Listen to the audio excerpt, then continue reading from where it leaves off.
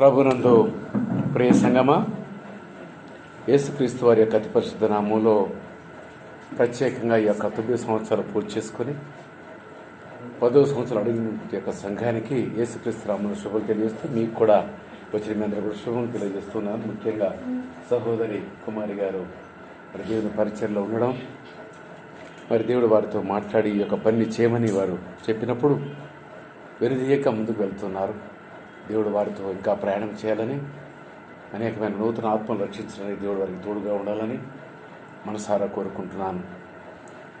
నేను ఇక్కడ మొదట మీరు నాకు ఇచ్చిన షీట్లో చూశాను, ప్రేమ ప్రేమ ఎక్కడా నీ చిరునామా, ప్రేమ ప్రేమ ఎక్కడా నీ చిరునామా. కరెక్ట్, ప్రేమ ఎక్కడ కూడా లేదు. ప్రేమ యేసయ్య దగ్గర మాత్రమే ఉన్నది. ఈ లోకంలో ఎవరైనా ప్రేమించేవారు ఉన్నారా నిన్నంటే, నన్ను ప్రేమించేవారు ఎవరైనా ఉన్నారంటే అది యేసయ్య మాత్రమే, ఇక మరెవరు కూడా లేరు. కాబట్టి ఆ నిజ దేవుడు అన్నట్టు యేసయ్య దగ్గరికి మనం వచ్చాము. మరి సమయం కరెక్ట్గా 1:10 అయింది. మ్యాక్సిమం 2 o'clockలో క్లోజ్ చేస్తాను, ఎందుకంటే ఎక్కువైతే కూడా బాగుండదు. మాకేంటంటే అలవాటు ఏంటంటే సమయం చెప్తే సమయానికి ఒక 10 నిమిషాల ముందు ఉంటుంది నా అలవాటు. మా పోలీస్ డిపార్ట్మెంట్ ఇందాక సహోదరుడు మన ఐజయ్ గారు అంటూ అన్నారు, నేను 10:30 చెప్పాను, మీకు 9:30 చెప్తే బాగుండేదేమో అని చెప్పేసరి. మా డిపార్ట్మెంట్లో ఏం చేస్తారంటే, రేపు సీఎం ప్రోగ్రాం కానీ పిఎం ప్రోగ్రాం ఉందంటే బందోబస్తు పిలుస్తారు. బందోబస్తు ఇన్ఛార్జ్ మొత్తానికి ఒక డిఎస్పీ లేకపోతే ఒక ఎస్పీ ఒక ఆయన ఇన్ఛార్జ్ ఉంటాడు. అంటే ఒక్కొక్క పోలీస్ స్టేషన్ నుంచి ఒక దగ్గరికి ఎంతమంది రావాలో లెక్కలు వేసుకోవడానికి. ఆయనకి ఏం చేస్తారంటే డిఐజీ చెప్తాడు, అయ్యా నేను డిఐజీని, నేను కరెక్ట్ 10 గంటలకు వస్తాను అని అంటాడు. ఇంకొక ఐజీ అంటాడు ఏంటంటే, నేను 11 గంటలకు వచ్చి వీళ్ళందరూ అడ్రస్ చేస్తానయా, బందోబస్తు ఏంటో ప్రాముఖ్యత చెప్తానని అంటాడు.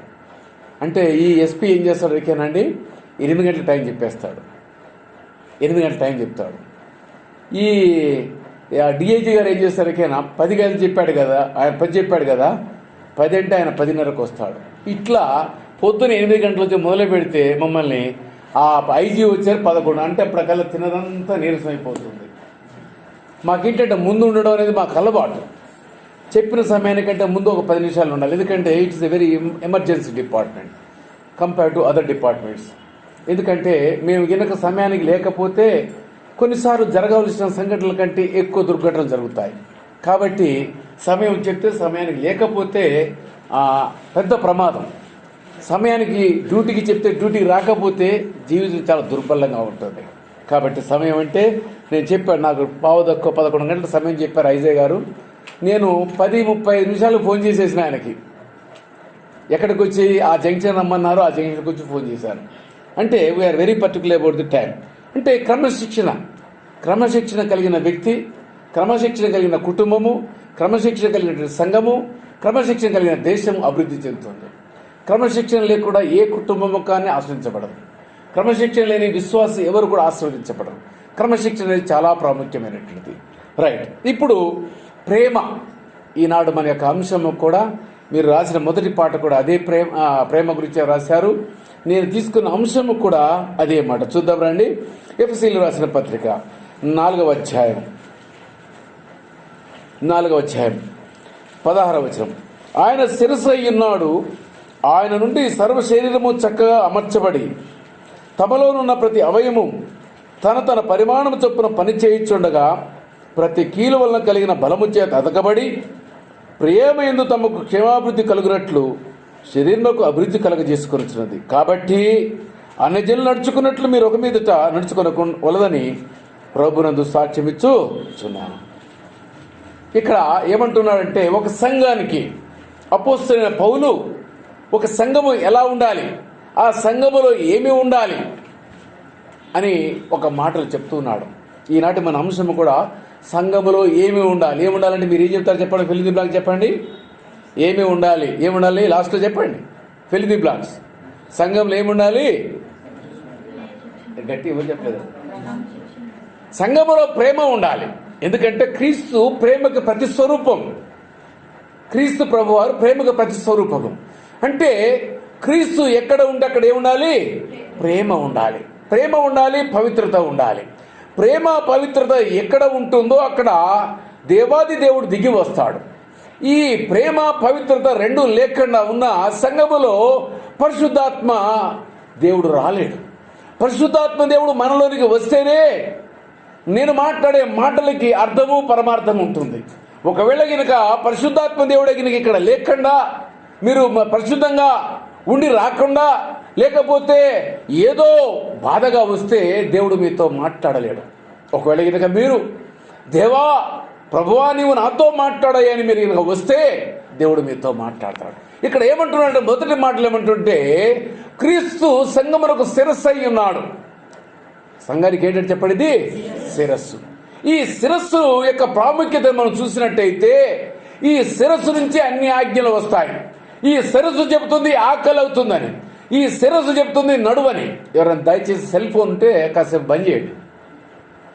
సెల్ ఫోన్ మగపిల్లలు స్పెషల్లీ, ఎందుకంటే దేవుని మందిరంలో సెల్ ఫోన్ అనేది చాలా అవసరం లేనటువంటి విషయం. నేను ఈ యొక్క సెల్ ఫోన్ కోసం 2 ఛార్జ్ మెమోలు తీసుకున్నా. Police department CP Hyderabad Prasadarao గారు సిపి హైదరాబాద్ ఉండేవాడు. నేను ఆదివారం వస్తే మందిరంలో కూర్చునేవాడిని. మందిరంలో కూర్చుంటే నా యొక్క నువ్వు ఏమన్నా చేసుకో ముందుండి, ఎందుకు దేవుని దగ్గరకు వచ్చేసరికి అలా మందిరంలో 10 గంటలకి నారాయణగూడ చర్చిలో స్విచ్ ఆఫ్ చేస్తే 1:30, 2 గంటలకు మళ్ళీ స్విచ్ ఆన్ చేసేవాడు బయటకు వచ్చినాకనే. ఒక రోజున సిపి ప్రసాదరావు గారు ఫోన్ చేశారు, మా డీసీపీ ఫోన్ చేశారు. దాని తర్వాత నేను ఫోన్ ఎత్తి వాళ్ళకి వాళ్ళ తర్వాత మాట్లాడాను. తిట్లు తిట్టేశారు. ఏం బాధపడలేదు. ఎందుకు ఎవరి కోసం తిట్టున్నాను? నా ప్రభువు కొరకు. తర్వాత ఆయన నన్ను పిలిచి అడిగారు, ఇంకొకసారి ఈ రకంగా చేయడానికి వీల్లేదని అన్నారు. మరలా ఆదివారం వచ్చింది, ఇదే పని. 1 ఛార్జ్ మెమో, 2 ఛార్జ్ మెమోలు నా చేతికి వచ్చాయి. అయితే ప్రసాదరావు గారు క్రిస్టియన్, సిపి హైదరాబాద్, ఆయన క్రిస్టియన్. ఆయన 2 ఛార్జ్ మెమోలు ఇచ్చిన తర్వాత నన్ను ఒకసారి పిలిచాడు. ఎక్స్ప్లెనేషన్ తీసుకుని పోతే నన్ను పిలిచి ఏమి ఇంత మొండితనం అనేది అని అన్నాడు. అయ్యా, నాకు నిజదేవుడు వారానికి 1 రోజు నేను వెళ్తాను మందిరానికి. రోజు నన్ను నా దేవుని నేను నా ఇంట్లో ఆరాధించుకుంటాను. నాకు ఆదివారం 1 రోజున 4 గంటల సమయం ఇవ్వండి చాలు. మిగతా రోజుల్లో ఈ ఆదివారం అయిపోయిన చర్చ తర్వాత కూడా ఇటు నుంచి ఇటు రమ్మంటే ఇటే వచ్చి ఉద్యోగం చేస్తాను అంటే ఆయన నవ్వాడు. ఏమంత నిష్ట అంటే, అవునయ్యా నిష్టే, దేవుడి కొరకు నిష్టే, ఎంత కష్టమైనా నిష్టే అని చెప్పేసి అన్నాను. దేవునికి స్తోత్రం. 2 ఛార్జ్ మెమోలు ఆయనే డ్రాప్ చేస్తాడు. దేవుని స్తోత్రములు. అంటే మనం ఒక దేవుని కొరకు మనం పని చేసినప్పుడు దేవుడు మనకి మేలు చేస్తాడు. దయచేసి అందుకని మీ అందరూ కూడా సెల్ ఫోన్ కాసేపు ఆపండి. 1 గంట నేను మాట్లాడతాను. అయితే నేను అనేది ఏంటంటే, దేవుడు ఏమంటున్నాడంటే, నేను శిరస్సు ఏం చెప్తుందంటే ఫోన్ బంద్ చేయి. శిరస్సు ఏం చెప్తుంది? ఆత్మతో సత్యంతో ఆరాధించు. శిరస్సు ఏమి చెప్తుంది? నడు అంటుంది. శిరస్సు ఏం చెప్తుంది? మందిరానికి వెళ్ళు అంటుంది. శిరస్సు ఏం చెప్తుంది? పాట పాడమంటుంది. శిరస్సు ఏం చెప్తుంది? మోకరించానంటుంది. ఎవరు చెప్తారు? ఈయన ఆర్డర్స్ అని ఎక్కడి నుంచి వస్తాయి? తల నుంచే వస్తాయి. దేవుడు అంటుంటే నేను శిరస్సుని, సంఘానికి నేను శిరస్సుని. అయితే శిరస్సుగా మనం ఆయన్ని స్వీకరించాలి. ఇందాక సహోదరుడు సాక్ష్యంలో చెప్తూ, ఎక్కడ రక్తము క్లాట్ అయినా పెద్ద బాధలు శరీరంలో, ఒకవేళ కాలు పోతే ఆగిపోతుంది, లేకపోతే చేతి కినక రక్త ప్రసరణ కినక జరగకపోతే పెరాలసిస్ కాలు వచ్చేయో పడ్డాక ఒక పక్కన పని చేయకుండా ఉంటుంది. బట్ శిరస్సు కినక ఒకవేళ కానీ రక్త ప్రసరణ సరిగా లేక, ఆ రక్త ప్రసరణ కినక ఒకవేళ కినక ఏడా నరం పేలై తెగిపోయి పగిలిపోయి ఆ రక్తం కింద ప్రవహించినట్టయితే శరీరం మొత్తం కూడా సచ్చుపడిపోతుంది. అయితే నీవు నేను అందరము కూడా దేవాది దేవుడు అనే దేవుడిని శిరస్సుగా మనం ఎంచుకుంటే మన శరీరం ఆరోగ్యంగా బలంగా ఉంటుంది. అయితే దేవుడు అంటున్నాడయ్యా, నేను మీకు శిరస్సుని. మీ శరీరంలో ఏ రకంగా కాళ్ళు, చేతులు, కళ్ళు, ముక్కు, చెవులు, మరి గోర్లు, రకరకాలైన అవయవాలన్నీ కూడా కూడుకునే ఉన్నాయి. ఇవన్నీ కూడా సమైక్యంగా పెరగాలంటే, ఇవన్నీ సమైక్యంగా ఆనందించాలంటే, ఇవన్నీ సమైక్యంగా అభివృద్ధి చెందాలంటే ఏమి జరగాలంటున్నాడంటే, శిరస్సు చెప్పిన ఆజ్ఞని పాటించాలి. శిరస్సు చెప్పిన ఆజ్ఞని పాటించాలి. చూడండి వాక్యం మరొకసారి రండి. ఆయన శిరస్సు అయినాడు, ఆయన నుండి సర్వ శరీరము చక్కగా అమర్చబడి తనలోనున్న ప్రతి అవయవము తన పరిమాణం చొప్పున పని చేయుచుండగా, కాలు చేసే పని కాలు చేయాలి, చేయి చేసే పని చేయాలి. సంఘములో కొంతమంది ఉంటారు, వాక్యం చెప్పేవారు ఉంటారు, ఒకరు పాట పాడేవారు ఉంటారు, ఒకరు వాయిద్యాలు వాయించేవారు ఉంటారు, ఒకరు స్తుతి చెల్లించే వాళ్ళు ఉంటారు, ఒకరు దీవించేవారు ఉంటారు. ఒక్కొక్కరు ఒక్కొక్క పని చేయాలి. సంఘంలో ఆయనే చేయాలా, ఏమే చేయాలా అని కనుక నీలో ప్రశ్న వచ్చిందంటే నువ్వు ఎవరి మాట వింటలేదు, శిరస్సు మాట వినడం. ఎవరి మాట వింటున్నావు? సాతాను మాట వింటున్నావు. దేవుడు శిరస్సు ఏది చెప్పితే అది మనము చేయాలి. అది చేస్తే శరీరంలో అవయవాలు మొత్తం కూడా సమానంగా పెరుగుతాయి.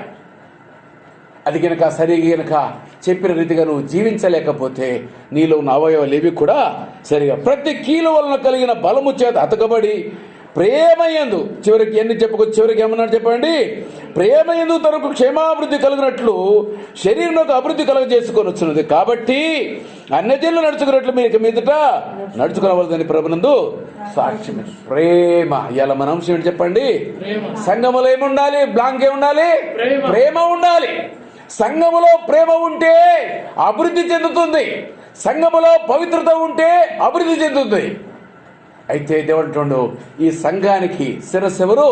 యేసుక్రీస్తు ప్రభువారు. యేసుక్రీస్తు ప్రభువారు చెప్పిన రీతిగా మన జీవితాన్ని మనం మలుచుకొని ఆయనకి ఇష్టంగా మనం జీవించినట్లయితే, ఆయన ఆజ్ఞలకు లోబడి మనం జీవించినట్లయితే నీ జీవితంలో నా జీవితంలో మనకి ఏ కొదువ లేదు, మనకి ఏ కష్టము కూడా రాదు. అవయవాలన్నీ కూడా చక్కగా ఉంటాయట. అంటే నీకు కావాల్సిన అవసరతలు, నీ అక్కర్లు, నీ బాధలు ఏవైతే ఉన్నాయో వీటిని అన్నింటినీ కూడా సరిచేస్తానంటున్నాడు. అయితే సంఘాల లోపల ప్రతి విశ్వాసి లోపల మనకి కావాల్సింది ప్రేమ. సంఘములో ప్రేమ ఉండాలి. వ్యక్తిగత విశ్వాసి యొక్క జీవితంలో ప్రేమ ఉండాలి. ఈనాడు ఎక్కడ చూసినా కానీ ప్రేమలో లేనే లేవు. ప్రేమ అనేది మనం చెప్పుకునే నిన్ను ప్రేమిస్తున్నానని భర్త అంటాడు, అది స్వార్థంతో కూడిన ప్రేమ. అవునంటారా కాదంటారమ్మా? భార్య అంటది నేను నిన్ను మనసారా ప్రేమిస్తున్నా, అది స్వార్థంతో కూడిన ప్రేమ. తల్లిదండ్రులు అంటారు నిన్ను మనసారా ప్రేమిస్తున్నా అంటారు, దాంట్లో స్వార్థం ఉంది. స్వార్థం లేని ప్రేమ ఎక్కడా లేదు ప్రపంచం లోపల. ఒకవేళ గినక స్వార్థమే గినక లేకపోయినట్టయితే భార్యల్ని భర్తలు చంపడం, భర్తల్ని భార్యల్ని చంపడము, తల్లిదండ్రులని పిల్లల్ని చంపడము, స్నేహితుడిని చంపడము, ఇరుగు పొరుగు వారు ఒకరొకరు చంపుకోవడం జరుగుతుందా? అంటే దీనికి కారణం ఏంటంటే ప్రేమ లేదు. ప్రేమ లేకపోతే ఏమొచ్చింది? స్వార్థం వచ్చింది, అసూయ వచ్చింది. ప్రేమ ఉండవలసిన స్థానంలో స్వార్థము, అసూయలు వచ్చాయి. ప్రతివాడు నాకు నేను అనుకుంటున్నాడు, నేనే అనుకుంటున్నాడు. నేను అనుకున్నంత కాలము నీ జీవితంతో పతనంగానే ఉంటుంది. నేను కాదు నా దేవుడు అని నువ్వు అనుకుంటావా, నీ జీవితం అద్భుతంగా ఉంటుంది. అయితే దేవుడు అంటున్నాడు, అయ్యా ప్రేమ కలిగి ఉండండి. సంఘం అభివృద్ధి చెందాలంటే ప్రేమ కలిగి ఉండాలి. సంఘములో ప్రేమ లేకపోతే ఆ సంఘం అభివృద్ధి చెందదు. ఒక విశ్వాస లోపల ప్రేమ లేకపోతే ఆ కుటుంబం వర్ధిల్లదు. తండ్రి తల్లిని, భార్యని ప్రేమించాలి, భార్య భర్తని ప్రేమించాలి, అదే రకంగా పిల్లలు తల్లిదండ్రులని ప్రేమించాలి. ఒకవేళ గినక ఆ కుటుంబంలో ప్రేమ అనేది గినక లేకపోతే ఏమంటే చెప్పండి, కర్రలతో కొట్టుకుంటారు, చేతులతో కొట్టుకుంటారు, విడాకులు తీసుకుంటారు, ఒకరినొకరు చంపుకుంటారు. అయితే దేవుడు అంటున్నాడు, అయ్యా అది కానే కాదు. అందునిమిత్తమై నేను ఈ లోకాన్ని సృజించలేదు, అందునిమిత్తమై ఈ లోకంలో నేను మిమ్మల్ని మానవులుగా సృజించలేదు. నేను ఎందుకు సృజించానంటే నీవు ప్రేమ కలిగిన వాడవై నా యొక్క స్వారూప్యమును ధరించుకొని నీవును కూడా ప్రేమామూర్తివి కావాలంటున్నాడు. దేవుడు మానవుని ఆది కాలంలో మనం చూసినట్టయితే అక్కడ అంటాడు, నరులని చేయుదుము రండి, వారు మన స్వరూపములోను మన పోలికలోను. దేవుని యొక్క స్వారూప్యము, దేవుని యొక్క పోలిక. దేవుని యొక్క స్వారూప్యము, దేవుని యొక్క పోలిక ఏంటంటే మొదటిగా దేవుడు ప్రేమామయుడు, దేవుడు నీతి స్వరూపి, దేవుడు సత్య స్వరూపి, దేవుడు మహిమా స్వరూపి. 4 స్వరూపాలు దేవునికి ఉన్నాయి.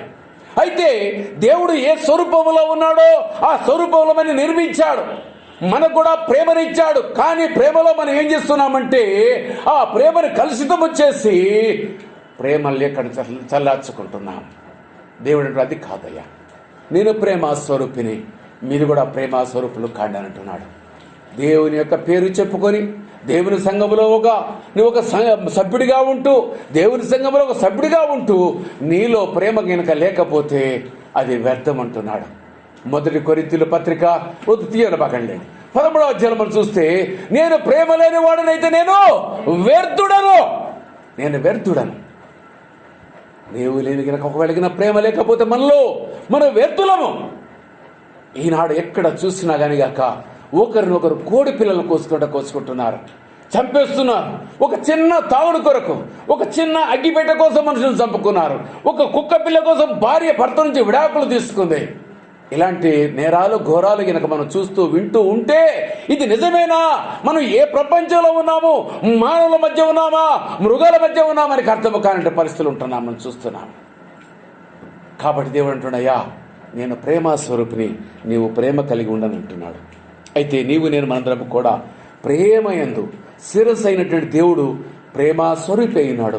ఆ ప్రేమ స్వరూపి అయినటువంటి ఆయన ఆజ్ఞకు లోబడి నిన్ను కూడా ప్రేమ యందు మనము క్షేమాభివృద్ధి కలగాలి. అయితే ప్రేమ యందు ఎలా ఉండాలో చూడండి. ఒక మాట, ప్రేమలో ఏమేమి ఉండాలి? మొదటి తెస్సలోనికీయులకు రాసిన పత్రిక 3వ అధ్యాయము 12వ వచనం. ప్రేమలో ఏమేమి ఉండాలి? ప్రేమ అంటే మరియు మన ప్రభువైన యేసు తన పరిశుద్ధులతో వచ్చినప్పుడు, దేవుడు యేసయ్య రెండవ రాకడ రాబోతున్నాడు. మొదటి రాకడ అయిపోయింది, రెండవ రాకడ రాబోతుంది. రెండవ రాకడలో ఆయన పరిశుద్ధులతో వస్తాడు ఈ భూమి మీదకి. ఆయన వచ్చినప్పుడు ఏమవుతుందని చెప్పండి? మన తండ్రి అయిన దేవుని ఎదుట మీ హృదయంలో పరిశుద్ధ విషయమై, ఏ విషయమట? పరిశుద్ధమైన విషయం. దేవుడు పరిశుద్ధుడు గనక నిర్గమకాండంలో అంటాడు, నేను పరిశుద్ధుడు గనక మీరును పరిశుద్ధులయ్యుండుడి. ఆయనతో నువ్వు సహవాసము చేయాలంటే, ఆయన యొక్క శిరస్సు కింద నువ్వు బ్రతకాలంటే, ఆయన ప్రేమ అయితే నువ్వు ప్రేమ కావాలి, ఆయన సత్యం అయితే నువ్వు సత్యము కావాలి, ఆయన నీతి అయితే నువ్వు నీతి కావాలి, ఆయన మహిమా స్వరూపి అయితే నిన్ను కూడా మహిమా స్వరూపానికి మార్చుతాడు దేవుడు. ఈ మట్టి దేహము, ఈ మట్టి శరీరము దేవుని యొక్క రాకడలో మహిమా స్వరూపమును ధరించుకొని మధ్యాకాశానికి వెళుతుంది. అయితే దేవుడు అంటున్నాడు, అయ్యా నీవు మీ హృదయంలో పరిశుద్ధ విషయమై అనిందులనైనవిగా, అంటే అపరాధములు చేసిన వారుగా కాకుండా, పాపములు చేసిన వారుగా ఉండకుండా నిర్దోషులుగా మీరు జీవిస్తూ ఆయన స్థిరపరచునికై మేము ఎలాగో ప్రేమతో అభివృద్ధి పొంది ఉన్నాము.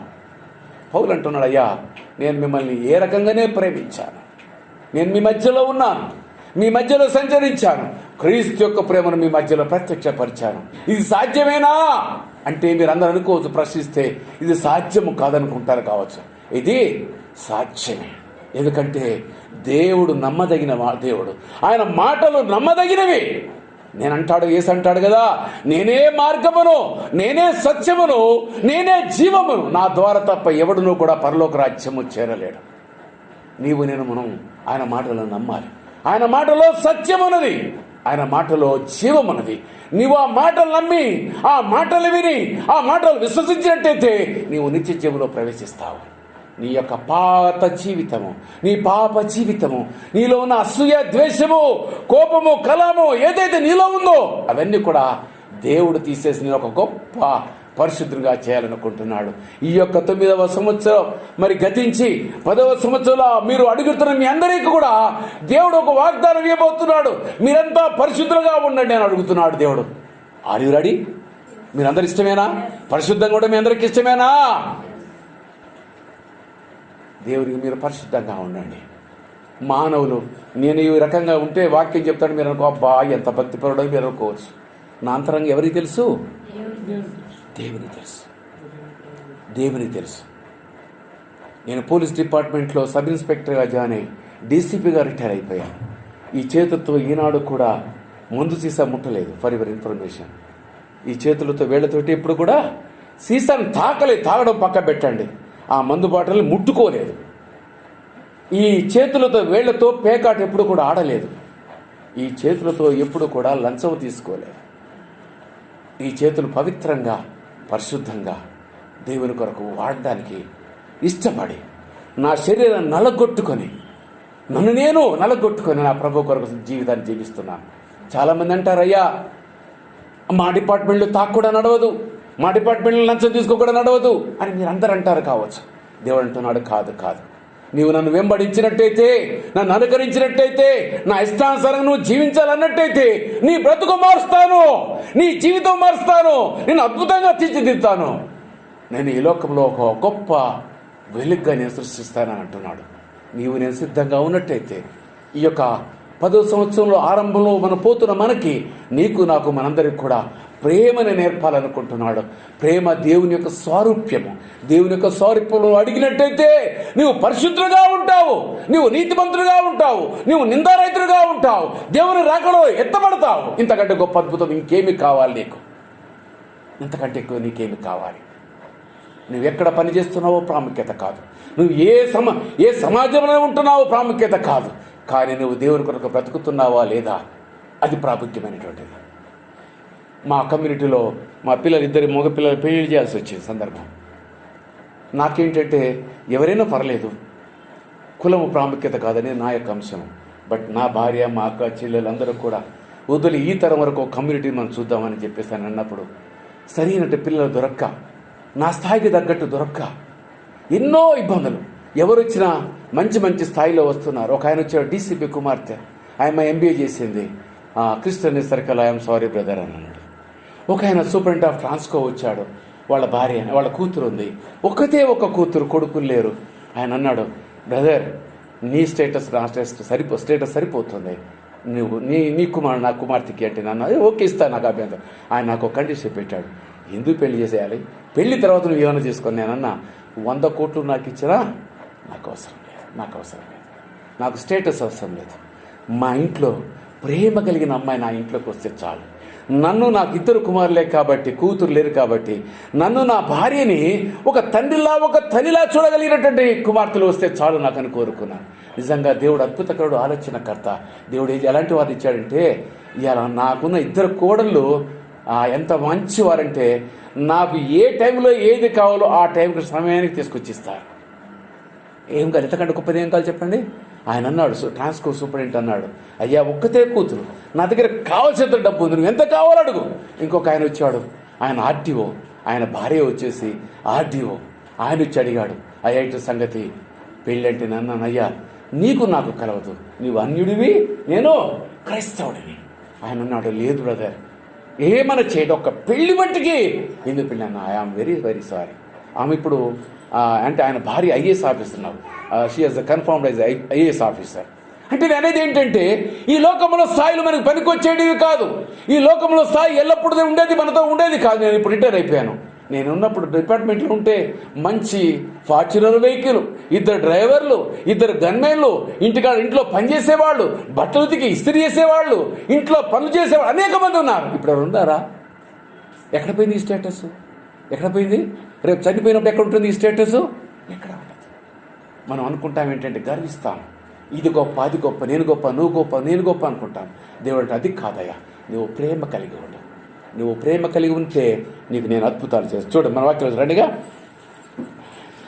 అనిందమైనవిగా ఆయన సిద్ధపరచుడికి 1 తెస్సలోనికీయులకు పత్రిక 3:12 నేను చదువుతున్నానండి. ఎలాగో ప్రేమలో అభివృద్ధి పొంది వర్ధిల్లుచున్నాం, అలాగే మీరును ఒకని ఎడల ఒకడు మనుషులందరి ఎడలను ప్రేమలో అభివృద్ధి పొంది వర్ధిల్లినట్టు ప్రభు దయచేయునుగాక. ఈ నూతన సంవత్సరంలో మీరందరూ కూడా ప్రేమలో అభివృద్ధి పొంది వర్ధిల్లాలని మనసారా కోరుకుంటున్నాను. ఈ నూతన సంవత్సరం ప్రేమలో ఈ సంఘం వర్ధిల్లాలి, ఈ విశ్వాసంలో ప్రేమ రావాలి. ఈ విశ్వాసాలంతా మరి దేవుణ్ణి ప్రేమించేవారుగా ఉండాలి. అది దేవుడు కోరుకుంటున్నాడు. ఇష్టపడితే దేవుడిని దీవిస్తాడు. కాబట్టి నీవు నేను మనందరం కూడా ప్రేమలో అభివృద్ధి చెందాలి. మరి ప్రేమలో పరిశుద్ధత ఉంది, ప్రేమలో పవిత్రత ఉంది. మరి ప్రేమలో ఇంకేముంది చూద్దాం. చూడండి, ఎఫెసీయులకు రాసిన పత్రిక 4:15 పైనే, ప్రేమ కలిగి సత్యము చెప్పుచు క్రీస్తు వలె ఉండుటకు మనమన్ని విషయములో ఎరుగుదము. ఎట్లుండట? ప్రేమ కలిగిన వాడు ఏం చెప్పాలి? ఇందాక నిందారహితుడు ఉండాలి, పరిశుద్ధుడు. ప్రేమ కలిగిన వాడు ఏమి ఉండాలి? ఎట్లా? ఎవరండి? సత్యవంతుడు కావాలండి. మనలో ఏముండాలి? ఆయన ఏమన్నాడు? నేనే మార్గము సత్యం అన్నాడు కదా. మరి ఇప్పుడు మనలో ఏముండాలి? సత్యం ఉండాలి. అబద్ధం ఆడకూడదు. చాలా మందికి ఏంటంటే అబద్ధం ఆడటం ఏంటంటే ఎంత తేలికంటే అంత తేలిక, ఎంత తేలికంటే అంత తేలిక. అట్లా నిల్చొనే జవాబు చెప్పేస్తారు, అబద్ధమైన జవాబు చెప్పేస్తారు. నా జీవితంలో ఒక సంఘటన ఎదురైంది. కేఎస్ వ్యాస్ అని పేరు మీరు విన్నారండి? ఆయన గారిని నక్సలైట్స్ ఎన్కౌంటర్ తీశారు. ఈ was my DIG at the time. ఆయన ఒక రోజున మా దగ్గరికి వెళ్ళి ట్రాన్స్ఫర్ వెళ్ళిపోతూ ఉన్నాడు. పోతున్నప్పుడు మార్నింగ్ ఫోటో సెషన్ చెప్పాడు. ఇట్ వాజ్ హాట్ సమ్మర్, ఎండాకాలం, నిలువు ఎండాకాలం. అయితే నేను రాత్రి అలారం పెట్టుకుని పడుకుని, ఆయన చాలా చండశాసనుడు. ఆయన టైం చెప్తే ఇంకా మనం 20 నిమిషాలు ముందు కనబడాలి. ఎందుకంటే ఆయనే 10 నిమిషాలు ముందు వచ్చి ఉంటాడు. 8 గంటలు చెప్పిండంటే 7:50కి ఆయన వచ్చి కూర్చుంటాడు. నేను ఆయనకి శాస్త్రం నాకు తెలుసు. అయితే రాత్రి అలారం పెట్టాను, లేచాను, లేద్దామని చెప్పేసి అలారం పెట్టుకున్నాను. మంచి ఎండాకాలం, కూలర్ పెట్టుకుంటే బ్రహ్మాండంగా నిద్రపోయాను. లేచి చూస్తే 7:30 అయింది. లేచి చూస్తే ఎంత అయింది? 7:30 అయిపోయింది.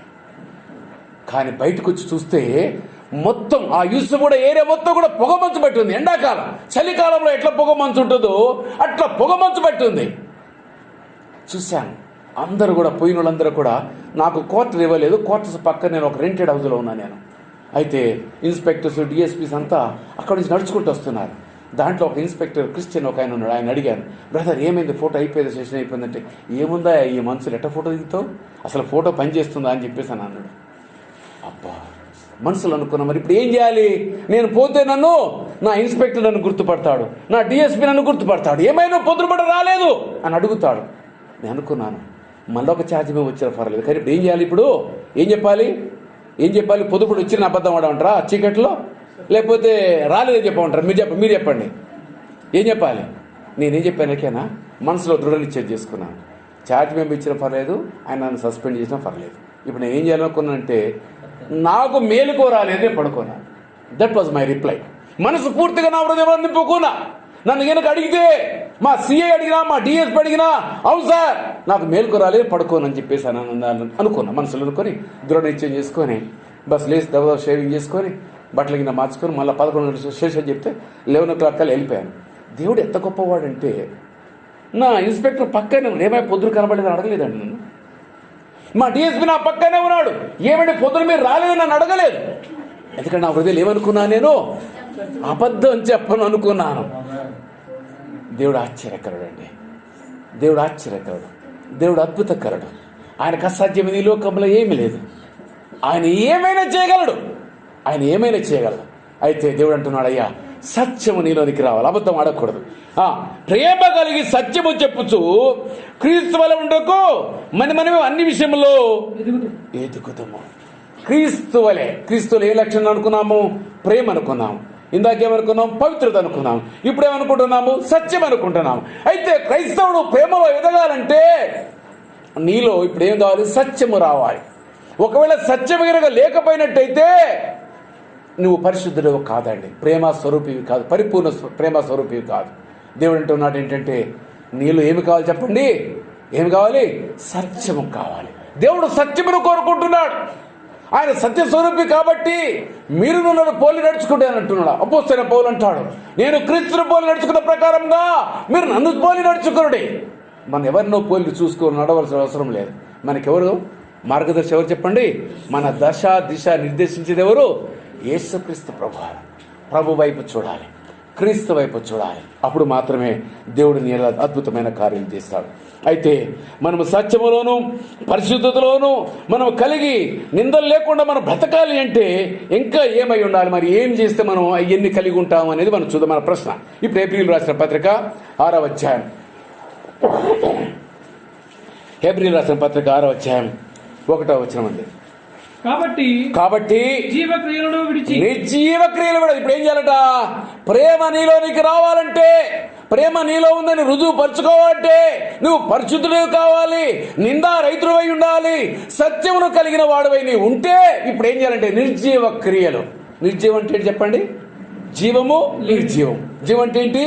బ్రతికి ఉండేది, చలించేది. ఇప్పుడు నేను బ్రతికున్నాను, చనిపోతే నేను మాట్లాడగలనా? నేను మాట్లాడాలంటే పనికిరానివి, దేవునికి ఇష్టము కానటువంటి కొన్ని క్రియలు ఉన్నాయి. గలతీ పత్రికలో మనం చూస్తాం కదా, కొన్ని ఆత్మీయ ఫలాలు ఉంటాయి, కొన్ని మరి సాతాను ఫలాలు. ఇప్పుడు మీరు చదవబాకండి, కానీ నేను అనేది ఏంటంటే, మనము ఏ ఫలములు కలిగిన వారమైనా ప్రేమ ఒక రాశాడు చూడండి. ఆత్మ ఫలములు ఏమనగా ప్రేమ, సంతోషం, సమాధానం, దీర్ఘశాంతము, దయలతో, మంచితనము, విశ్వాసము, సాత్వికము, ఆశానిగ్రహం. నీ జీవితంలో నా జీవితం దేవుడు అంటుండయా, నీవెట్లున్న నిర్జీవ క్రియలు విడిచిపెట్టాలి. నీలో ఎంతమంది త్రాగుడు ఉంది, నీలో వ్యభిచారం ఉంది, నీలో మోసం ఉంది, నీలో అబద్ధం ఉంది, నీలో త్రాగుడు ఉంది, నీలో చెడు క్రియలు ఉన్నాయి, నీలో చెడు వ్యసనాలు ఉన్నాయి. అన్నింటి ఇప్పుడు ఏం చేయాలి? ఇప్పుడు విడిచివేయాలి. సంఘం అభివృద్ధి పొందాలంటే, నీ యొక్క ఆత్మీయస్థితి పెరగాలంటే, నీవు దేవుని యొక్క స్వరూపంలో పెరగాలంటే నీలో ఏమి కావాలంటే నిర్జీవ క్రియలు విడిచిపెట్టాలి. నిర్జీవ క్రియలు విడిచిపెట్టాలి. నిర్జీవ క్రియలు గలతీ పత్రిక మనం చూస్తాం, అనేకమైన క్రియలు మనం అక్కడ చూస్తాం. ఇక చూడండి, ఇప్పుడు ఏం చేయమంటే నిర్జీవ క్రియలు విడిచి మారు మనసు పొందుటయే. ఇప్పుడు ఏం కావాలి? నీవు ప్రేమలోనికి రావాలంటే మొదటి కండిషన్ ఏమై ఉండాలి? మారు మనసు పొందాలి, నిర్జీవ క్రియలు విడవాలి, మారు మనసు పొందే వాళ్ళముగా ఉండాలి. ఎంతమందికి మీకు మారు మనసు ఉందో నాకు తెలవదండి. ఎంతమందికి మీకు మారు మనసు ఉందో నాకు తెలవదు. ఒకటి మట్టికి నేను చెప్పగలను, బైబిల్లో చూసినటువంటి 10 మంది బుద్ధి గల కన్యకలు, బుద్ధి లేని కన్యకలు ఉన్నారు కదా, ఐదుగురు ఉన్నారు. ఎంతమంది ఆ పరలోకంలోనికి ప్రవేశించారు పెళ్లి కుమారుడు? ఓన్లీ 5. ఒక మంచం మీద 2 పడుకున్నారు. ఎంతమంది పరలోకం పోయారు? ఒకటే పోయారు. అంటే ఎంతమంది అన్నట్టు? క్రైస్తవ సమాజంగా కూడుకున్న మన జీవితాల్లో ఎంతమంది ఆ యొక్క 2వ రాకడలో పోతారంటే ఓన్లీ 50% అని చెప్తున్నాడు. దేవుని యొక్క లేఖనాలు సెలవిస్తున్నాయి. దేవుడు అనేకమైన చోట్ల ఉదరించి చెప్తున్నాడు, నువ్వు ఆ సంఖ్యలోనే ఉన్నావా? నువ్వు నిజంగానే మారు మనసు పొందావా? ఒట్టిగా పేరుకు మాత్రమే క్రైస్తవుడుగా ఉన్నావా? నామకార్థ క్రైస్తవుడుగా ఉన్నావా? ఇంకా నామకార్థ క్రైస్తవుడుగా నువ్వు ఉంటే దేవుడు నిన్ను ఇష్టపడ్డా. దేవుడు ఈ లోకంలో ఉన్నటువంటి ఆచారాలకు ప్రాముఖ్యత కాదు, కానీ దేవుడు ఏంటంటే దేవుడు ఆత్మ కనుక ఆయన ఆరాధించువారు ఆత్మతోనూ సత్యముతోనూ ఆరాధించాలి. అంతేగాని వ్యర్థమైన పెదవులతో అర్ధగంట మాట్లాడినా, గంట సమయం వాక్యం చెప్పేది అంతా కూడా వ్యర్థమే. నిర్జీవ క్రియలు విడవాలి. నిర్జీవ క్రియలు విడకుండా మారు మనసు పొందుకోలేం. మారు మనసు అంటే ఇంతవరకు జీవించిన జీవితానికి పులి స్టాప్ పెట్టి ఇప్పుడు ఏం చేయాలి చెప్పండి? క్రొత్త జీవితం. బాప్తిజం పొందినప్పుడు ఏం చేస్తామని ఏం చేస్తారు? నీళ్ళలో తీసుకుని వెళ్ళి ముంచి లేపినప్పుడు ఏమవుతుంది? మన పాపాలు మొత్తం కూడా కడిగివేయబడ్డవని అది ఒక దుష్టాంతము. అయితే నీ పాపాలు నా పాపాలన్నీ కూడా మనం విడిచివేసామా? మనలో మారు మనసు కలిగిందా? ఇంకా క్రీస్తు యొక్క స్వారూప్యంలో మనం వచ్చామా రాలేదా? ఒకసారి మనం పరిశీలించుకోవాలి. ఇలాంటి సంవత్సరం వెనుక సంవత్సరం దేవుడు ఇస్తూనే ఉంటాడు, కానీ ఆ మరొక సంవత్సరం మనం బ్రతుకు మనకి విశ్వాసం నమ్మిక లేదు మనకి. అయితే బ్రతికున్నప్పుడే, జీవం ఉన్నప్పుడే జీవాధిపతి అయిన యేసుక్రీస్తు ప్రభు వారిని గనక నువ్వు ఆయన కోరుకున్నట్టయితే, ప్రభువా నాకు మారు మనసు దయచేయి ప్రభువా, నాలో మార్పు లేదు ప్రభువా, నేను బ్రతికి పైకి చూడటానికి భక్తి కలిగిన వాడి వల్లే నేనున్నాను, కానీ ఆ భక్తిలో ఉన్నటువంటి శక్తి నీలో లేదా? పట్టిగా పేరుకుని మాత్రమే భక్తిపడాను కనపడుతున్నావా? ఒకసారి ఆలోచించు. దేవుడు నేను అడుగుతున్నాడు, అయ్యా ఈ యొక్క 10వ సంవత్సరంలో ఆరంభంలో ప్రవేశించబోతున్న మనందరికీ కూడా అడుగుతున్నాడు, అయ్యా నువ్వు మారు మనసు పొందావా? మారు మనసు అనేది ఒక వ్యక్తిని పరలోకానికి తీసుకుపోయే మార్గం. మారు మనసు లేకుండా ఎవరిని కూడా క్రీస్తును చూడలేరు. క్రీస్తును చూడాలంటే మారు మనసు కలిగిన వాడై ఉండాలి. మారు మనసు లేని యొక్క వ్యక్తులు పరలోక రాజ్యంలో ప్రవేశించలేరు.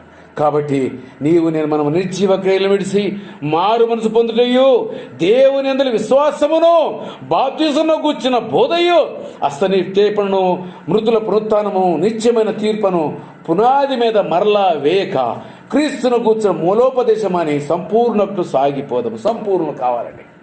ఆల్రెడీ పునాదులన్నీ కూడా వేశాడు. ఏంటి? విశ్వాసము, దేవుని యందు విశ్వాసము, బాప్తిసము, బోధ, హస్తనిక్షేపణ, మృతుల పునరుత్థానము, నిత్యమైన తీర్పు అనే పునాది ఆల్రెడీ వేసింది. ఇప్పుడు మన కొత్త పునాది వేయవలసిన అవసరం లేదు. అయితే దేవుడు అంటుండ, అయ్యా నేను మనందరం కూడా సంపూర్ణమగినట్టుగా. సంపూర్ణ తండ్రి చెప్పండి, సంపూర్ణ తండ్రి చెప్పండి, గట్టి చెప్పాలి. సంపూర్ణం అంటే ఏంటి? పరిపూర్ణము. ఇక దాంట్లో ఏదని కూడా ఖాళీ. ఇప్పుడు ఒక వాటర్ బాటిల్లో, లేకపోతే మన కుండో, లేకపోతే మన ఇంట్లో బిందె మీ అందరి దగ్గర ఉంటుంది కదా, దాంట్లో పూర్తిగా అంటే ఇంకొక చుక్క ఎక్కువైనా కానీ బయటికి పోయిద్దంటే దాని అర్థం ఏంటి? సంపూర్ణ కింద లెక్క. అయితే మీరు సంపూర్ణంగా ఉన్నారా? అసంపూర్ణంగా ఉన్నారా? సగం ఉన్నారా? 10% ఉన్నారా? 90% ఉన్నారా? 99% ఉన్నారా? అది మీ అంతరాత్మ మీకు తెలుసు. నేను మాట్లాడవలసిన అవసరం లేదు. కాబట్టి జాగ్రత్త. ఎందుకంటే రోజులు మారిపోతున్నాయి. చూడండి, ఒక్కసారి మనం అందరూ కూడా గమనించాలి. ప్రపంచం మొత్తం కూడా క్రైస్తవ సమాజము, ఇస్రాయేల్ దేశము కూడా అందరూ కూడా ట్రంప్ గెలవాలనుకున్నారు. Is it right? ట్రంప్ గెలవాలని కోరుకున్నారు. దేవుని యొక్క తీర్పు ఎట్లుంది? వేరొక వ్యక్తిని అక్కడ కూర్చోబెడుతున్నాడు. ట్రంప్ గెలిస్తే యెరూషలేములో ఏం కట్టబడాలి? 3వ మందిరము కట్టబడాలి. ఆల్రెడీ జెరూసలేము ఆ యొక్క క్యాపిటల్ తీసుకొచ్చాడు. అయితే నేను అనుకుంటున్నాం, దేవుని రాకడికి అతి సమీపంగా వస్తున్నామని. ఎందుకంటే ప్రపంచం యొక్క గుర్తులను చూసినట్టయితే సాతానుడు ఎవరిని మింగుదునా అని ఉరుకులు పెడుతున్నాడు. ప్రతి వాడు ఎక్కడ చూసినా కానీ డబ్బు సంపాదించు, అవతల వాడిని మోసం చేయి, అవతల వాడిని చంపేయి, వాడు అడగతున్నా పర్లేదు కానీ నేను బాగుపడాలి. ప్రేమ లేదు, ప్రేమ లేదు. అన్నదమ్ముల మధ్య ప్రేమ ఉందా? లేదు. గింతంత ఆస్తి కొరకు తలకాయలు పాల్గొట్టుకున్నారు. గింతంత ఆస్తి కొరకు అన్నను చంపేవారు, తమ్ముడు చంపేవారు ఈ లోకంలో ఎంతో మంది. కాబట్టి దేవుడు అంటున్నాడు, ప్రేమ ఉంటే ఏమవుతుంది? ప్రేమ సమస్త పాపముల్లో కప్పును. ప్రేమ కప్పేస్తుంది. ఒకవేళ వాడు మన కొట్టినా కానీ గాక, మన తిట్టినా కానీ గాక ఏమనిపిస్తుంది? దేవుడే తీర్పు తీర్చినా కానీ పక్కెళ్ళిపోతాం. క్షమించే గుణం నీలోనికి వస్తుంది. అందుకని ప్రేమ కలిగి ఉంటే భార్య భర్తల యొక్క సంబంధం ఎలా ఉంటుంది చెప్పండి? ఒక అద్భుతంగా ఉంటుంది. సంఘములో ప్రేమ ఉంటే ఏముంటుంది? ఆ సంఘములో ఒక ప్రేమ ఉంటే అద్భుతమైనటువంటి సంఘంగా అభివృద్ధి చెందుతుంది. ప్రేమ లేకపోతే అక్కడ ఏమి లేదు, దేవుడు లేడు. 4 స్వరూపాలైన స్వరూపంలో ఒక ప్రేమ స్వరూపం లేకపోతే, ప్రేమ లేకపోతే అక్కడ ఏముంటుంది? ద్వేషం ఉంటుంది. ద్వేషం ఉంటే ఏముంటుంది? సాతానుడు ఉంటాడు సింపుల్గా. అయితే దేవుడు అంటాడు, సంపూర్ణులు కావాలి మీరందరూ కూడా. మనమందరం సంపూర్ణం కావాలని ఈ 10వ సంవత్సరంలో అడిగిడే మనమందరము కూడా సంపూర్ణమైనటువంటి విశ్వాసలాగా, సంపూర్ణమైనటువంటి క్రైస్తవుడులాగా, క్రీస్తు యొక్క రూపాంతరం చెందిన మనసును కలిగిన వాడుగా నీవు నేను అందరము కూడా ఉండాలి. అది దేవుడు కోరుకుంటున్నాడు. అయితే దేవుడు చెప్పినది మనం సంపూర్ణం అవుదాము. సంపూర్ణమైన మన జీవితంలో ఏమి కావాలి అనేది కూడా చూద్దాం. చూడండి, మొదటి పేతురు రాసిన పత్రిక 2వ అధ్యాయం 1వ వచనం. ప్రభువు దయాళుడని మీరు రుచి చూచి ఎడలా సమస్తమైన దుష్టత్వమును ఏమంటాడు చెప్పండి? యేసు ప్రభు దయాళుడని. యేసు ప్రభు దయగలిగిన వాడా దయలేనివాడా చెప్పండి? ఎందుకు దయగలిగినవాడు చెప్పండి? అమ్మ ఒక్క మాట చెప్పండి. ఎవరైనా గట్టిగా చెప్పండి. ఎవరైనా ఒక్కళ్ళు చెప్పండి గట్టిగా. యేసు దయగలిగిన వాడు అని ఒక మాట చెప్పండి. ఎట్లా చెప్తారో చెప్తాండి. ప్రేమ స్వరూపి. దయ లేకపోతే ఆయన పరలోకం నుంచి భూలోకానికి ఎందుకు వస్తాడు? ఆయన పాపులైన మనల్ని ప్రేమించి మన మీద దయ చూపించి మనం ఎవరో కూడా నరకం పోవడం ఇష్టం లేక నన్ను ప్రేమించిన పర్వతాన్ని పరలోకమును విడిచి ఈ భూలోకానికి వచ్చాడు. ఆయన లేవని చెప్పండి, దయ. ఆయనలో దయ ఉంది. మనం ఎవరన్నా బాధపడతాడు, మనం ఇప్పుడు ఏం చేయాలి? దయ చూపించాలి వారెల్లా. ఇంకా 4 మాటలు బాధ పెట్టే మాటలు మాట్లాడకూడదు. ఇక్కడ అంటున్నాడు చూడండి, ప్రభు దయాళుడని మీరు రుచి చూసిన ఎడల. మనలోకి మనం రుచి చూసామా? దేవుడు దయాళుడని మనం రుచి చూసామా లేదా? యేసు ప్రభు వారు దయాళుడు అంటానికి ఒక మంచి ఉదాహరణ నేను చెప్తాను, వినండి. ఆయన అనేకమైన చెప్పొచ్చు, కానీ కష్టంలో ఉన్నప్పుడు, బాధలో ఉన్నప్పుడు ఒక వ్యక్తి చెప్పిన మాట చూస్తే అప్పుడే అది కరెక్ట్ అని అర్థమవుతుంది. యేసు ప్రభు వారు ఏం చేశారు చెప్పండి? రాత్రంతా తీర్పులని వీపు మీద అంతా నాగడితో దున్నట్టుగా దున్నివేసి, కొట్టి, గడ్డం పీకి, మీసాలు పీకేసి, తర్వాత ముఖం మీద ఉమ్మి వేసి, మరి అక్కడి నుంచి కలవరి శిలువకి, కొండకి ఆ శిలువను మోసుకొని పొమ్మని చెప్పేసని చెప్తే రాత్రంతా నిద్రలేదు, రాత్రంతా భోజనం, రాత్రంతా నిద్రలేదు. తిరిగి తెల్లారి అయిపోతుంది. అప్పుడు శిలువ మీద ఉన్నాడు యేసుప్రభు వారు. యేసుప్రభు మొదటి మాట పలికిన మాట ఏంటి చెప్పండి? మొదటి మాట ఏమన్నాడు? తండ్రి మీరేమి చేయించున్నారో ఇది సాధ్యం. మనకి చెబుతుంది, మనకి సాధ్యమా? మీ భర్త మిమ్మల్ని కొడుతుంటే, లేకపోతే మీ భార్య మిమ్మల్ని తిడుతూ ఉంటుంటే మీ కుటుంబంలో మీరు ఆ మాట అనగలరా? పోనీ కాసేపు పిచ్చిది కాసేపు అరుస్తుందనో, లేకపోతే ఈ పిచ్చుడు కాసేపు అరుతాను నేను నోరు పూసుకుంటా అనగలరా మీరు? అంటే మీరు దేవుడిని రుచి చూసిన వాళ్ళు. దేవుడు మిమ్మల్ని అనవసరమైన ఎవరైనా మిమ్మల్ని ఇబ్బంది పెడితే, ఇరుగు పొరుగు వారు మిమ్మల్ని ఇబ్బంది పెడితే ఇప్పుడు మనం ఏం చేయాలి చెప్పండి? ప్రభువుకు అప్పగించాలి. ప్రభు ఏం చేశాడు? తండ్రి మీరేమి చేయలేదు. ఎందుకన్నాడు ఆ మాట? ఆయన నిజంగా లోకరక్షకుడని వారికి తెలియదు. ఆయన దేవుడి కుమారుడు గుర్తించలేదు. అందుకే ఆయన సిలువ వేశారు. ఒకవేళ గనక ఆయన దేవుడే, దేవుని కుమారుడే, దేవుని స్వరూపమే భూలోకానికి వచ్చింది, ఆయన రక్షకుడుగా వచ్చాడు గుర్తిస్తే సిలువ వేయడానికి అంతా కూడా భయపడిపోయేటోళ్ళే. ఇప్పుడు ఒకవేళ నేను మామూలుగా వ్యక్తిగా మీ మధ్యలోకి వచ్చాను, మీరు ఏదో గొడవ పడుతున్నారు, పక్క కాపాను, నేను ఎవరు తెలియనప్పుడు మీరు ఏం చేసా నువ్వు పోవా అని అంటారు. ఒకవేళ నేను పోలీస్ ఆఫీసర్ అంటే మీరు ఏమంటారు? మరి అప్పుడాకున్న కోపంతో ఏమైపోద్ది? పాముకు తెల్లూసిరి పెట్టేట్టు చల్లబడిపోతాను. దేవుడు అంటున్నాడు, అయ్యా నీవు దయ కలిగిన వాడిగాను, మీ భార్యలు, మీ భర్తలు, మీ కుటుంబంలో మీ కుమారులు, కుమార్తెలు వారు కోపంకి వచ్చి మనం ఏం చేయలేకేనా? దయ చూపించాలి. పోనీలే, వీడు నేను కన్నం ఉండకూడకేగా, వీడు నా కొడుకేగా, వీడు తిరితే తీర్చిలే, పోనీలే, నా బిడ్డే కదా కోపడుతుంది, పోనీలే, నా భర్తే కదా, నా జీవితాన్ని తీర్చిదిద్దే ఆయనే కదా, లేకపోతే నా భార్య కదా, ఆమె లేకపోతే నేను బ్రతకలేదు, నాకు భోజనం ఎవడు పెడతారు, ఆమె ఉంటేనే కదా నాకు భోజనం అని కనుక నీలో దయా ప్రేమ కనుక నీలో ఉంటే నీ భార్యని, నీ భర్తని, నీ కొడుకులు, నేను ఎవరిని కూడా ఏమీ అనలేము. ఈనాడు మనం అనుకోవాలి, ఈ 10వ సంవత్సరం మనలో ఏం రావాలి చెప్పండి?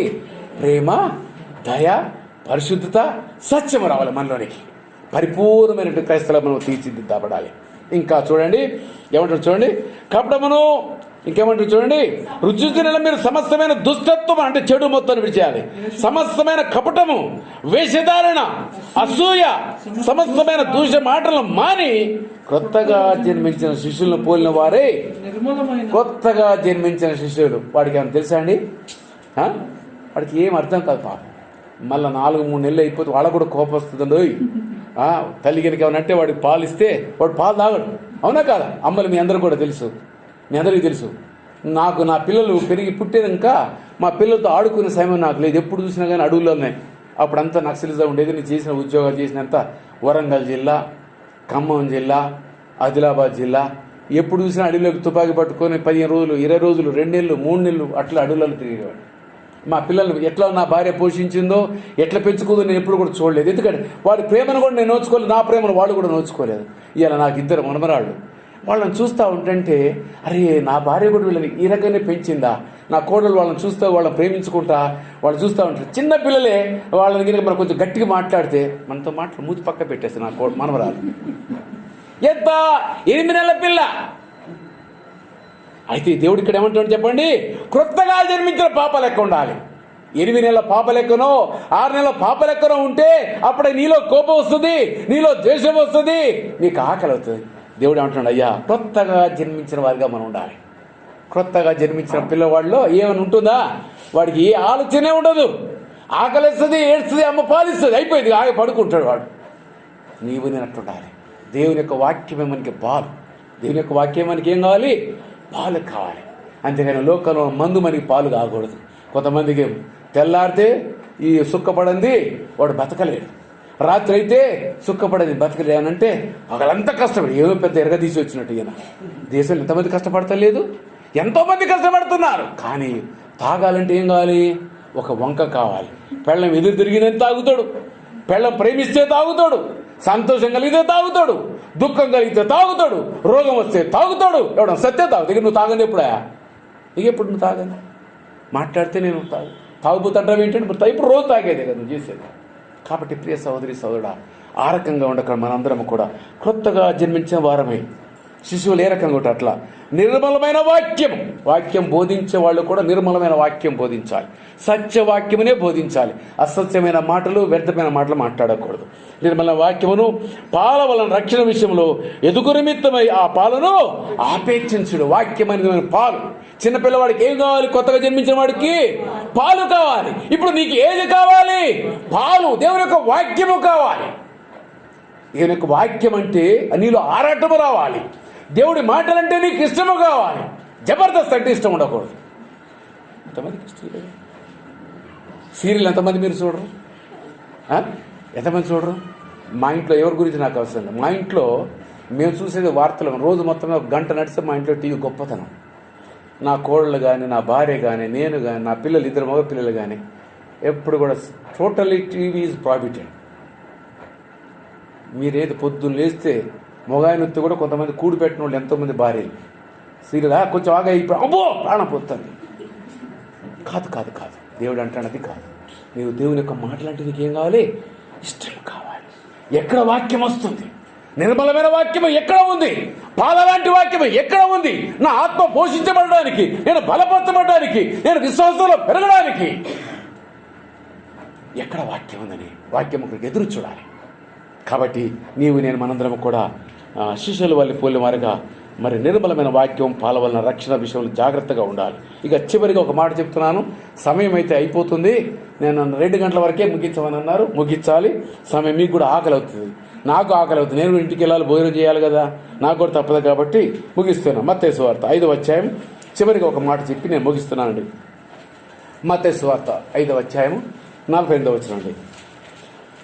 మీ పరలోకపు తండ్రి పరిపూర్ణుడు గనుక మీరును పరిపూర్ణులుగా ఉండేతారు. లాస్ట్ మాట అండి.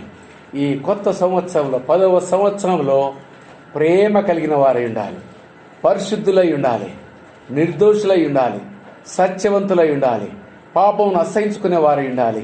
దేవుని వాక్యాన్ని కొత్త పిల్లలు ఏ రకంగా పాలు, అప్పుడే పుట్టే పిల్లలు పాలు ఏ రకంగా ఇష్టపడతారో అదే రకంగా దేవుడిని వాక్యం అంటే మీరు ఇష్టపడాలి. చివరిగా ఇక్కడ ఏమంటుండంటే పరిపూర్ణతలుగా అవ్వాలి. పరిపూర్ణత లేకపోతే పరలోకం లేదు. పరిపూర్ణత లేకపోతే ఏం లేదండి, పరలోకం లేదు. నువ్వు పరిపూర్ణుడువా, నీకు పరలోకం కావాలా? మీరు నేను మా అందరూ ఇక్కడ సేవ ఎందుకు కూర్చొని చెప్పండి? మీరు అందరూ ఎందుకు వచ్చారు ఈ మందిరానికి? ఎందుకు వచ్చారు చెప్పండి? వాక్యం వినటానికా, పాటలు పాడటానికా, సాక్ష్యం చెప్పడానికా? దేని కొరకు వచ్చారు? అయ్యన్నీ ఉన్నాయి. దేని కొరకు వచ్చారు? పరలోకం కొరకు వచ్చారు. దేవుని స్తోత్రం. దేవుడి మిమ్మల్ని దీవించిన గాక. దేని కొరకు వచ్చాము మనందరము కూడా? దేని కొరకు ఆరాటపడుతున్నాము? ఏది మన యొక్క గురి ఏంటంటే నీవు నేను మనం ఈ లోకంలో శాశ్వతము కాదు, ఈ అశాశ్వతమైన శరీరాన్ని విడిచినప్పుడు నీవు మహిమ రాజ్యంలో ప్రవేశించబడాలి. దేవుని స్తోత్రం. దాని కొరకే దేవుడు నిన్ను ఏర్పాటు చేసుకున్నాడు. నీవు పరిపూర్ణుడు కాండి, క్రీస్తు యొక్క విశ్వాసంలో మీరు పెరగండి, ప్రేమలో మీరు పెరిగి నూతన అంటే మరో 11వ సంవత్సరం మళ్ళీ మీరు జరుపుకునేటప్పటికల్లా మీ అందరి లోపల పరిపూర్ణమైన ప్రేమ, పరిపూర్ణమైన పరిశుద్ధత, సంపూర్ణతలో సత్యములోనూ మిమ్మల్ని దేవుడు పెంచాలని మనసారా కోరుకుంటూ ఈ అవకాశం కల్పించినటువంటి సంఘ కాపరి కుమారమ్మ గారికి, అదే రకంగా మరి నన్ను ఆహ్వానించినటువంటి మరి దైవజనులు ఐజా గారికి, ఈ వేదిక మీద ఉన్నటువంటి అనేక మందికి నిండు హృదయంతో మీ అందరికీ కూడా వందనాలు, అభివందనాలు చెల్లిస్తాను. Thank you.